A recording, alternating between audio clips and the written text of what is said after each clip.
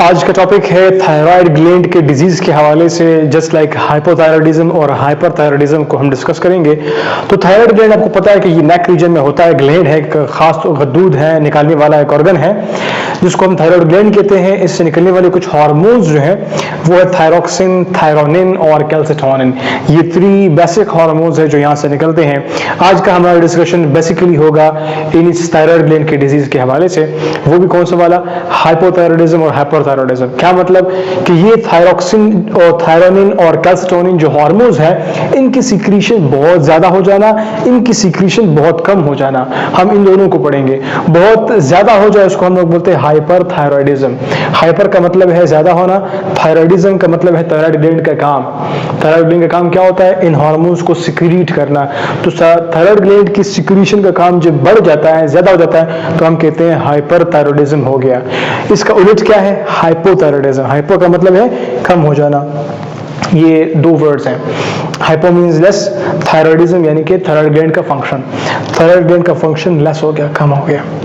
अभी होता क्या है, थोड़ा सा इसकी पैथोफिजिक्स समझते हैं कि फर्स्ट ऑफ ऑल हमारे पास ब्रेन में एक ग्लैंड होता है जिसको बोलते हैं हाइपोथैलेमस। हाइपोथैलेमस एक ऑर्गन है। उसके बाद जो है ये रिलीज करता है थायरोट्रोपिन रिलीजिंग हार्मोन। वो हार्मोन जब वो रिलीज करता है, फिर वहीं पर ब्रेन में मौजूद एक और पोर्शन जिसको बोलते हैं पिट्यूटरी या फिर पिट्यूटरी ग्लैंड, उस ग्लैंड को वो स्टिमुलेट करता है कि भाई अपने काम करो। इसका काम फिर क्या होता है? TSH रिलीज करना, थायराइड स्टिमुलेटिंग हार्मोन।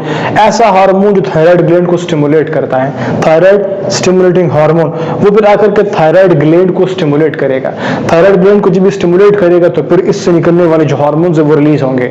यहाँ पर हमारा फोकस किसके ऊपर है? T3 T4 के ऊपर है। ये थायरोक्सिन, ट्राईआइडोथायरोनिन इनके नाम है। तो ये जब रिलीज होंगे तो इनका काम क्या होता है कि भाई ये अपने काम करते रहते बॉडी में। आपके मेटाबॉलिज्म को मेंटेन करना होता है, ATC, बहुत सारे जॉब्स होते हैं। जब ये कंडीशन आपके बॉडी में मेंटेन रहता है तो इट्स गुड। थोड़ा सा यहाँ पर मेंटेनेंस की खराबी आ गई तो फिर क्या होता है? फिर ये होता है कि भाई फिर लेवल अगर बहुत डिस्ट्रप्शन के हवाले से अगर हम बात करें, लेवल डिस्ट्रप्शन अगर लेवल बहुत कम हो गया है, हम कहते हैं भाई मरीज को हाइपोथायराइडिज्म हो गया है। उससे क्या होता है? साइंस सिम्टम्स हम वो करेंगे, मालूम करेंगे कि भाई मरीज को हाइपोथायराइडिज्म है या फिर हाइपोथायराइडिज्म है। कुछ साइंस सिम्टम्स है और कुछ इन हार्मोन्स के लेवल के टेस्ट होते हैं जो कि लैब में करते हैं, लैब टेस्ट होते हैं। तो यहाँ पर हम साइंस सिम्टम्स के हवाले से आपको बताएंगे। थोड़ा सा यहाँ पर दोबारा से आते हैं कि आपको समझ आना चाहिए कि hypothalamus TRH thyrotropin releasing hormone release करेगा, वो पिट्यूटरी ग्लैंड को स्टिमुलेट करेगा, जो फिर रिलीज करेगा थायराइड स्टिमुलेटिंग हार्मोन, वो फिर थायराइड ग्लैंड को स्टिमुलेट करेगा कि आप T3 T4 को रिलीज करें। और फिर उसके बाद जब इसकी जो अमाउंट है ब्लड में ज्यादा हो जाती है तो फिर दोबारा से आकर के ये पिट्यूटरी ग्लैंड को स्टिमुलेट करते कि बस कर दो, मजीद थायराइड स्टिमुलेटिंग हार्मोन रिलीज नहीं करना होता आपसे। तो फिर क्या होता है? फिर मजीद थायराइड स्टिमुलेटिंग हार्मोन नहीं आता, जिससे फिर थायराइड ग्लैंड जो है वो अपना काम कम करता है, बंद कर देता है, यानी कि रिलीज करवाना बंद कर देता है। जब बहुत कम हो गया तो फिर ब्लड में अगेन जब कम ब्लड जब यहाँ पर पहुंचता है तो ये सेंस कर लेता है कि भाई ब्लड में तो थायरोक्सिन नहीं है, ब्लड में ट्राईआइडोथायरोनिन नहीं है, यानी कि T4 T3 नहीं है। तो फिर क्या करता है? ये दोबारा से TSH रिलीज करता है और थायराइड ग्लैंड को कहता है कि भाई बनाओ, क्यों ब्लड में नहीं आ रहा। तो फिर बनाता है तो इस वजह से क्या होता है?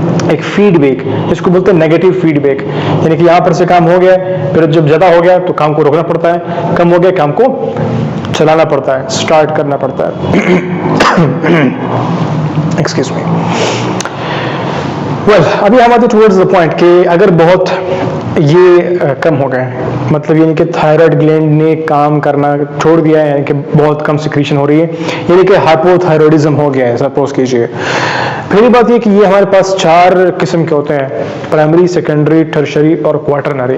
प्राइमरी जो होता है कि कोई बड़ी डिजीज है वो आपको लग गई, कोई थेरेपी है, आप मेडिकेशन वगैरह यूज कर रहे हैं, या फिर कोई और जो ट्रीटमेंट प्रोटोकॉल्स हैं जो आप अपनाते हैं, यूज करते हैं, उसकी वजह से अगर आपको थायराइड ग्लैंड डैमेज हो गया है तो हाइपोथायराइडिज्म हो सकता है। और सेकेंडरी क्या होता है कि आपको जो ये पिट्यूटरी ग्लैंड है इसकी खराबी हो जाती है, तो इससे भी थायराइड ग्लैंड, जाहिर सी बात है पिट्यूटरी ग्लैंड जो है इसको कंट्रोल कर रहा है by mean of thyroid stimulating hormone. जब ये काम नहीं करेगा तो thyroid stimulating hormone thyroid gland को स्टिमुलेट नहीं करेगा, जब स्टिमुलेट नहीं करेगा तो थायरोक्सिन और ट्राईआइडोथायरोनिन रिलीज नहीं होंगे, यानी कि T3 और T4 जो है वो T43 रिलीज नहीं होंगे। जब वो रिलीज नहीं होंगे तो फिर काम के बॉडी के जो काम है उनके ऊपर फंक्शन पड़ेगा, काम वर्क पड़ेगा, बॉडी काम के ऊपर असर पड़ेगा। बॉडी काम के ऊपर असर पड़ रहा है तो फिर क्या होता है, फिर ये मसला होता है। तो प्राइमरी में क्या होता है, कोई डिजीज है, कोई थेरेपी है। सेकेंडरी में क्या है कि भाई पिट्यूटरी ग्लैंड काम नहीं कर रहा है। टर्शियरी में क्या है कि भाई हाइपोथैलेमस ने काम छोड़ दिया है। हाइपोथैलेमस काम छोड़ दे, पिट्यूटरी छोड़ दे और साथ में कोई डिजीज आपके ऊपर अटैक करे।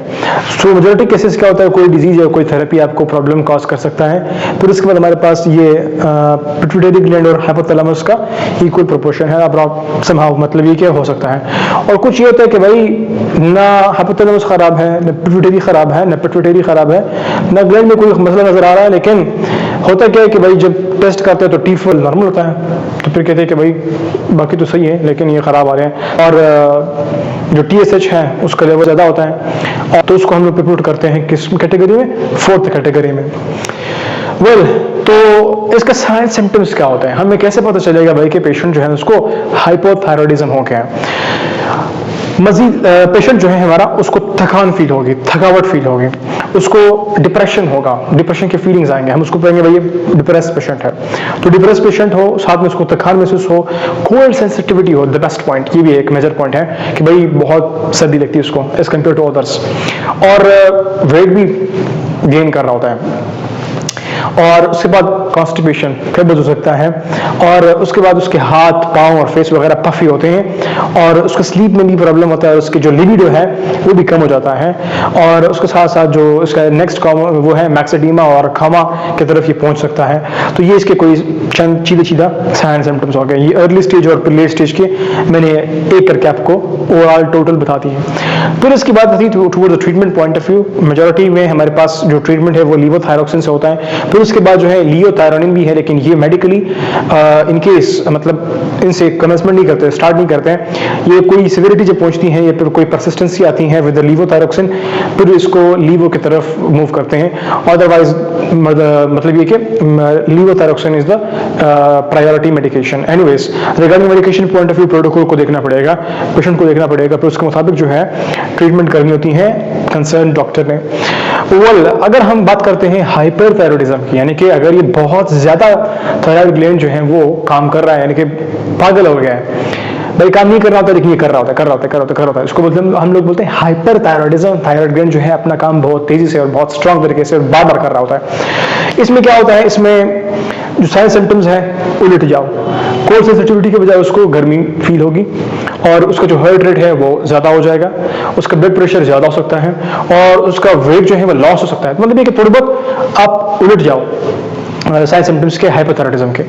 और उसके बाद क्या होता है कि भाई इसकी जो ट्रीटमेंट प्रोटोकॉल है उसमें हमारे पास है मेथिमाजोल है, प्रोपाइल थायोयूरासिल है, और बीटा ब्लॉकर्स, क्योंकि वहां पर हार्ट के मसले होते हैं, और EDC कुछ और भी कॉम्प्लिकेशन थे। यानी कि मैं आप लोगों को सिंपल वो सीधे पॉइंट बता रहा हूँ जो आपको हेल्प आउट कर सकते हैं आपके एग्जाम्स में, टू फुलफिल और to give the answers, to the point answers. और फिर उसके बाद हम लोग अगर बहुत ज़्यादा काम कर रहे हैं तो हम लोग टोमी भी करते हैं थायराइड ग्लैंड के। तो ये हुआ discussion regarding thyroid diseases, hypothyroidism और hyperthyroidism. Hope you got questions है, feel free to ask us in the comment box, and thank you for watching doctor UUT lectures. Don't forget telling your friends about us. Okay, thank you.